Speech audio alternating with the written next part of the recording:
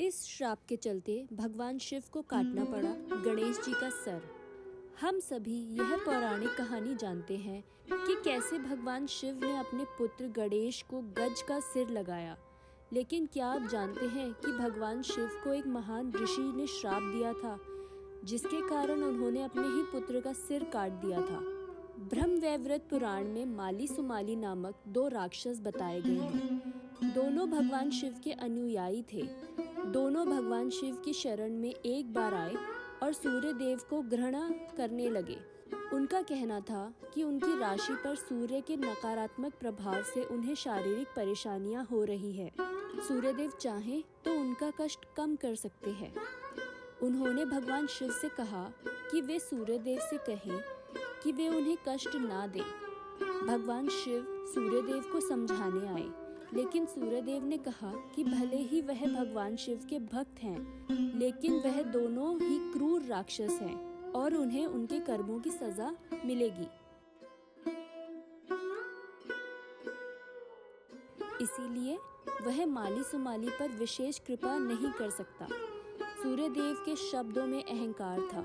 यह सुनकर भगवान शिव क्रोधित हो गए और सूर्यदेव पर त्रिशूल से हमला किया।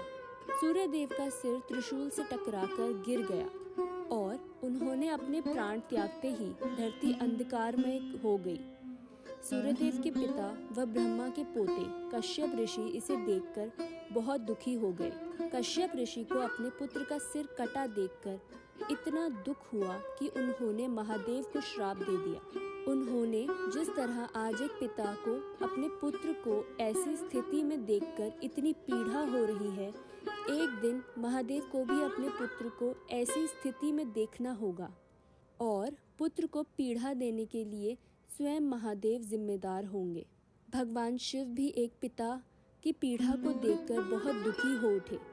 तब सभी देवताओं ने भगवान शिव से कहा कि बिना सूर्यदेव के पृथ्वी पर जीवन ही नहीं होगा। यह सुनकर भगवान शिव ने सूर्यदेव के मृत तेज को पुनः जीवित किया। जब सूर्यदेव जीवित हुए तो उन्हें अपनी भूल का पश्चाताप हुआ कि उन्होंने अहंकार में आकर महादेव की अवहेलना की है। उन्होंने भगवान शिव से क्षमा मांगी और अपने पिता को पूरी बात समझाई। उन्होंने कहा कि उन्हें महादेव को ऐसा श्राप नहीं देना चाहिए था। अब वो अपने शाप के विनाश को कुछ कम करने का तोड़ बताएं। यह सुनकर कश्यप ऋषि ने कहा कि दिया गया शाप वापस तो नहीं लिया जा सकता, लेकिन महादेव ने जिस तरह सूर्यदेव को जीवित किया है, वे अपने पुत्र को भी जीवित कर पाएंगे और अपने अलग स्वरूप की वजह से महादेव का पुत्र देवता के रूप में घर घर पूजा जाएगा। भगवान सूर्य ने माली सुमाली को बताया कि अगर वे अपनी बुरी आदतों को छोड़कर नियमित रूप से सूर्यदेव और शिव की पूजा करेंगे तो वे अपने दुख से जल्दी छुटकारा पा सकते हैं।